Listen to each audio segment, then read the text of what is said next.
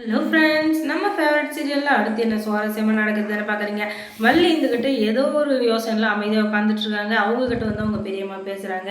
என்னம்மா நீ இப்படி இருக்க, எப்போ பார்த்தாலும் அமைதியாக ஏதோ ஒன்று யோசிச்சுக்கிட்டு ரொம்பவே ஒரு மாதிரியாக இருக்க, உன்னை பார்க்கவே எனக்கு ரொம்பவே கஷ்டமாக இருக்குது, கொஞ்சமாச்சும் ஹாப்பியாக இரு அப்படின்னு சொல்ல எங்கள் பெரியம்மா நான் போய் சந்தோஷமாக இருக்கிறது, என் வாழ்க்கையில் சந்தோஷம் அப்படின்றது ஒன்று இல்லவே இல்லைன்னு தான் நினைக்கிறேன். எப்போ பார்த்தாலும் ஏதாச்சும் ஒரு பிரச்சனை என்னவே மாறி மாறி அடிக்குது, நான் என்ன தான் பண்ணுறது சொல்லுங்கள். என் வாழ்க்கையில் சந்தோஷத்துக்கு வித்துற ஒரு விலையே இல்லாத வித்துட்ட மாதிரி தெரியுது. கடவுளே அந்த சந்தோஷத்தை எனக்கு கொடுக்கலன்னு தான் நான் நினைக்கிறேன். அப்படிப்பட்ட இடத்துல இருந்துக்கிட்டு நான் எப்படி சந்தோஷத்தெல்லாம் அனுபவிக்கிறது சொல்லுங்க அப்படின்னு சொல்லிட்டு இவங்க சொல்ல, உடனே நீ இதுக்கெல்லாம் கவலையப்படாத, நீ வந்து அம்மா அம்மான்றைய ஒரு நாளாச்சு அம்மான்ற ஒரு நம்பிக்கையை வந்து அவளுக்கு நீ தான் எல்லாமே அப்படின்ற ஒரு இது கொடுத்துருக்கியா, நீ இல்லைன்னா அவள் இல்லை அப்படின்ற மாதிரி அவகிட்ட என்னைக்காச்சும் நடந்திருக்கியா, வெண்பாவை உனக்கு பிடிக்கும், வெண்பா உன்னை பிடிக்கும், இல்லைன்னு சொல்ல வரல, ஆனால் நீ தான் அவளுடைய உலகம் அப்படின்னு சொல்லிட்டு அவன் நினைக்கிற அளவுக்கு நீ என்னைக்காச்சும் நடந்திருக்கியா, அதை மட்டும் நீ நடத்திட்டு என்ன செய்ய, அதுக்கப்புறம் உன் வாழ்க்கையில் நீ எதுவுமே கவலையே பட தேவையில்லை, எப்போவுமே எல்லா விஷயத்திலுமே வெண்பா இருக்கிற வரைக்கும் கண்டிப்பாக நீ விஜய் கூட சேர்ந்து வாழ்றது உறுதி தான் அப்படின்னு சொல்லிட்டு இவங்க சொல்கிறாங்க. நானும் என்னால் முடிஞ்ச எல்லா முயற்சியும் எடுக்கிறேன், ஆனால் அது எல்லாமே தப்பாக முடியுது.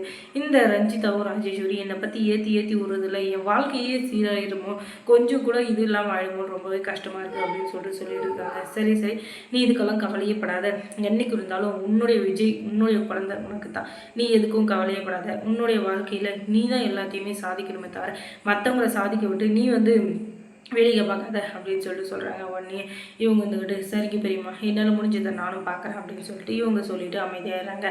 கொஞ்ச நேரம் கழிச்சு இந்த வெண்பா குட்டி இருந்துக்கிட்டு ரொம்பவே சந்தோஷமாக இருக்காங்க. ஏன்னா மல்லி அம்மா திரும்ப வீட்டுக்கு வந்துட்டாங்க இல்லையா, அதனால தான் ரொம்ப சந்தோஷமாக இருக்காங்க. அதுக்கப்புறமா இந்த குட்டி குழந்தை இருந்துக்கிட்டு இப்போ அவங்க அப்பா கிட்ட ஜாலியாக விளையாடிட்டு பேசிகிட்டு இருக்கு. அப்போ என்ன சொல்லுதுன்னா, டாடா எனக்கு ஒரு ஆசை டாடா அப்படின்னு சொல்ல, என்ன தங்கம் சொல்கிறா அப்படின்னு சொல்லிட்டு விஜய் கேட்க, எனக்கு எங்கேயாச்சும் வெளில போகணும் போல போகலாமா அப்படின்னு சொல்லி கேட்க, கண்டிப்பாக போகலாம், உன் கூட வராமல் நான் வேற யார் கூட போகிறேன் அப்படின்னு சொல்ல, ஆனால் அப்படின்னு சொல்லி இழுக்கிறாங்க. என்னடா நான் சொல்கிறா அப்படின்னு சொல்ல, என் கூட மல்லியம்மாவும் வந்தால் நான் ரொம்ப சந்தோஷப்படுவேன் அப்படின்னு சொல்லிட்டு அந்த குழந்தை சொல்லுது. என்னம்மா சொல்கிறேன், இல்லைடாடா ப்ளீஸ் டாடா, அவங்க வந்தால் தான் என்னோட அந்த நாள் கொஞ்சமாச்சு ஃபுல்ஃபில் ஆன மாதிரி இருக்கும், அதனால் தயவு செஞ்சு புரிஞ்சுக்கோங்க டாடா அப்படின்னு சொல்லிட்டு அந்த குழந்தை சொல்ல, சரி நான் போய் பேசுகிறேன் அப்படின்னு சொல்லிட்டு சொல்கிறாங்க. உடனே மல்லியை பார்க்கறதுக்காக விஜய் போகிறாரு. அங்கே போய் என்ன சொல்கிறேன்னா, நான் உங்கள்கிட்ட ஒரு விஷயம் பேசணும் அப்படின்னு சொல்கிறாங்க. உடனே என்ன சொல்கிறீங்க, எனக்கு ஒன்றுமே புரியல அப்படின்னு, நீயும் நானும் இப்போ வந்து வெளில போகிறோம், சின்னதாக ஒரு அவுட்டிங் அப்படின்னு சொல்ல, என்னது என் கூடிய என்னை பார்த்தாலும் உங்களுக்கு தான் பிடிக்காது அப்படின்னு சொல்கிறேன்.